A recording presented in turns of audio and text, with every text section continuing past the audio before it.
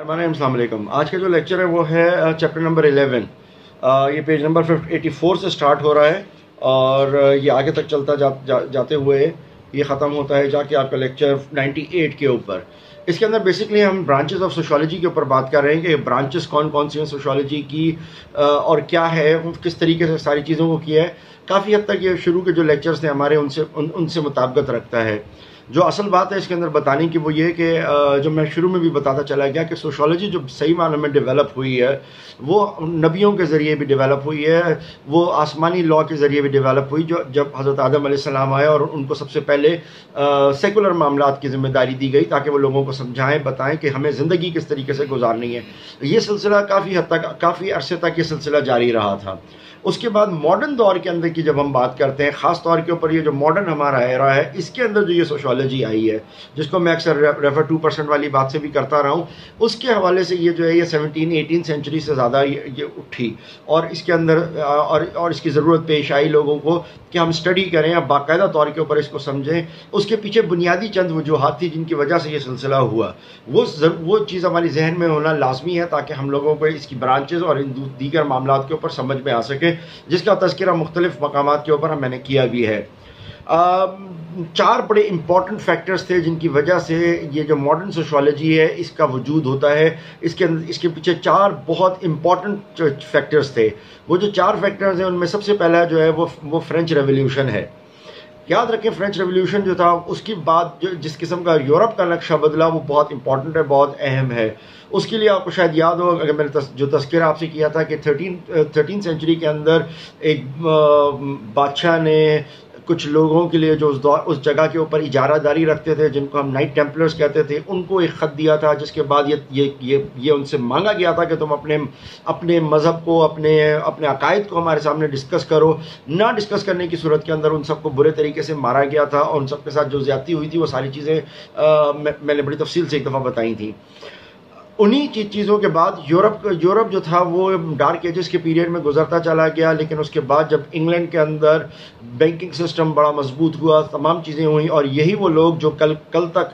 تک آپ کے یہاں پر یہ تھے نائٹ ٹیمپلرز تھے, وہاں جا کے ایک فری میسنز بن گئے اور انہوں نے جانے کے بعد اپنا ہولڈ کیا. تو سب سے پہلا جو اٹیک تھا وہ فرانس کے اوپر ہوا اور اس فرانس کے اندر انہوں نے ایک ریولیوشن لے کے آئے جس کو انہوں نے ریولیوشن کہا. حالانکہ اگر دیکھتے ہیں تو وہ ریولیوشن تو کم تھا, صرف ایک انارکی تھی, ایک جھگڑا تھا, لڑائی جھگڑا تھا. ریولیوشن نام دیا ہوا ہے تو ہم اس کو ریولیوشن کہہ رہے ہیں. حالانکہ ریولیوشن وہ ہے کہ جو جانے کے بعد اسٹیبل بھی ہو جائے اور اسٹیبل ہونے کے بعد وہ ایک نظام دے سکے. ہم دیکھتے ہی ہیں کہ کوئی نظام نہیں دے سکا وہ ریولیوشن. آپ نے بادشاہ ہٹائی, پھر اس کے بعد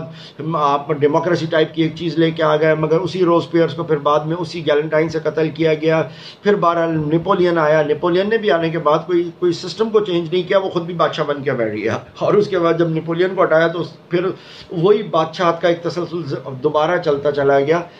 تو انقلاب فرانس کے بعد ایک سلسلہ اور ایک دنیا کو ایک ایسا تاثر دے دیا تھا کہ ہم ایک آدمی کا حکم ماننے سے انکار کرتے ہیں. ہم ایک آدمی کو نہیں مانتے, ہم جو ہے وہ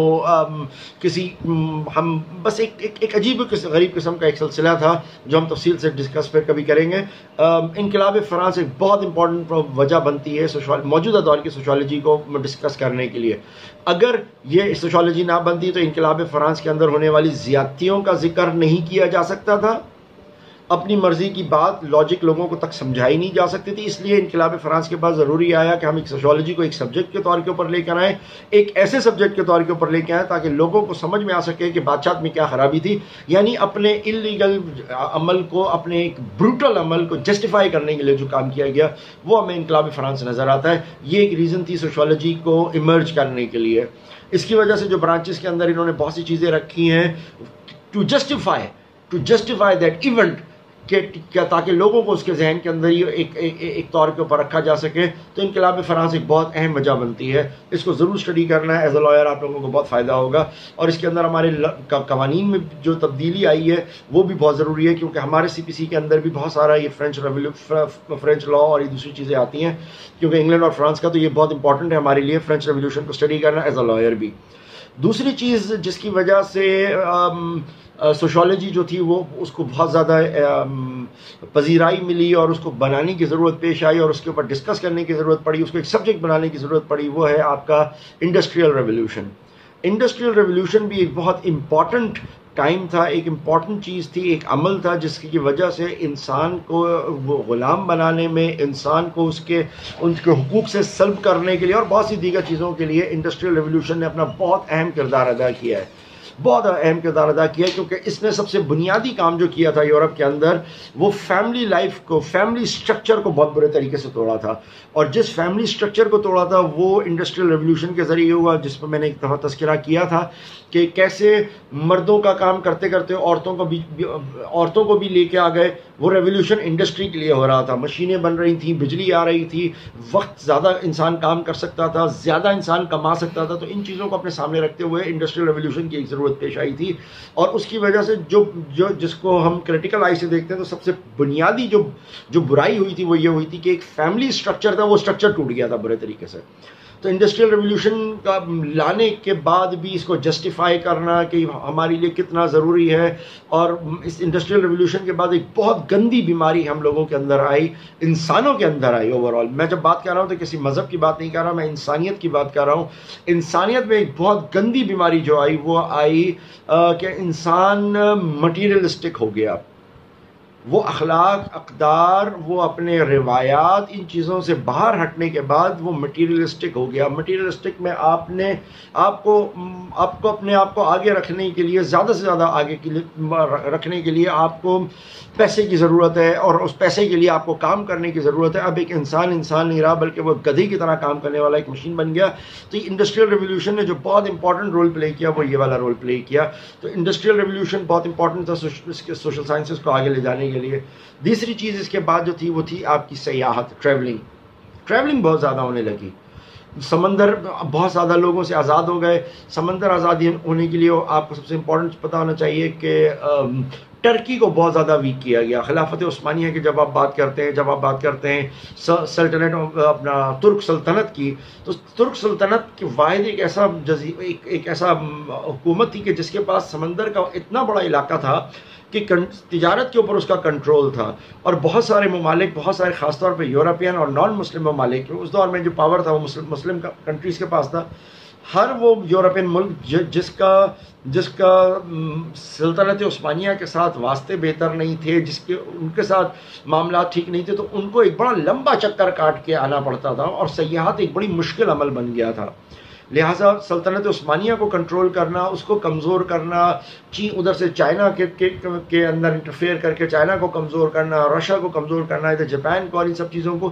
یہ ساری چیزیں جو 17 اور 18 سینچری کے اندر ہوئیں، جو ایک نئی تھیوریاں پیش ہونا شروع ہوئیں، جس میں کارل مارکس کی تھیوری آ گئی، جس کے اندر آپ کی ڈارون کی تھیوریز آنا شروع ہوئیں، اس قسم کے جو معاملات آئے، اس کے اندر انہی میں سب سے امپورٹنٹ جو ہے وہ غلاموں کا، امریکہ کے اندر غلاموں کا بنانے کا سلسلہ بھی اسی سینچری کے اندر آتا ہے۔ تو ان ساری چیزوں کی وجوہات کی بنا پر جو چیز لازمی آئی وہ یہ آئی کہ ہم کس طریقے سے ہم یہ اپنی چیز کو جسٹیفائی کرنا تھا، تو اس چیز کو جسٹیفائی کرنے کے لیے اس چیز نے بھی بڑا اپنا امپورٹنٹ رول پلے کیا، ٹریولنگ نے، کیونکہ حکومتیں ویک ہو گئیں، بادشاہتیں ویک ہو گئیں، ان کے ویک ہونے کی وجہ سے لوگوں نے ٹریولنگ شروع کری، پھر وہ ایک دوسرے سے ملنا شروع کیا، تو پھر آپ کو پتہ چلے گا جو میں نے کہا کہ پرسنالٹی کی باتیں آنا شروع ہوئیں، سیلف کی باتیں آنا شروع ہوئیں، کلچر کی باتیں آنا شروع ہوئیں، لینگویجز کی باتیں آنا شروع ہوئیں، کلچر، سوسائٹی، سوشالوجی، کیونکہ جو آدمی آتا تھا وہ اس کو پڑھتا تھا، سمجھتا تھا، انڈرسٹینڈ کرتا تھا، اینڈ دین فائنلی وہ جاتا تھا اپنے ملک، اور وہاں جانے کے بعد لوگوں کو بتاتا تھا کہ کیسے تم لوگوں نے یہاں پر سروائیو کرنا ہے، کس طریقے سے تم نے کام کرنا ہے۔ تو اس سبجیکٹ کی اہمیت اور زیادہ امپورٹنٹ ہوتی چلی گئی، تاکہ دوسرے ممالک کے لوگ اگر آپ کے ریاست کے اندر آئیں تو ان کو معلوم ہو کہ آپ کے طریقہ کار کون سے ہیں، اسلامی ملکوں میں جانے کے اقدار کون سے ہیں، غیر اسلامی ملکوں میں جانے کے اقدار کیا ہیں، ہندو ممالک میں اگر آپ جا رہے ہو، انڈیا میں جا رہے ہو، تو آپ کے سٹائل کیا ہوگا، کس طریقے سے جائیں گے، کیونکہ سارے ریلیجس اور سارے ایک ایسے ملک تھے جو اپنے طریقوں پہ اور ایک نظام کے اوپر چلا کرتے تھے۔ تو ٹریولنگ کی وجہ سے بہت زیادہ چیزیں آئیں۔ اس کے بعد نیچرل سائنسز، چوتھا نیچرل سائنسز، ان کی وجہ سے بھی بہت زیادہ، جب جیسے نیچرل سائنسز آگے بڑھتی چلی گئیں، جیسے لوگوں کے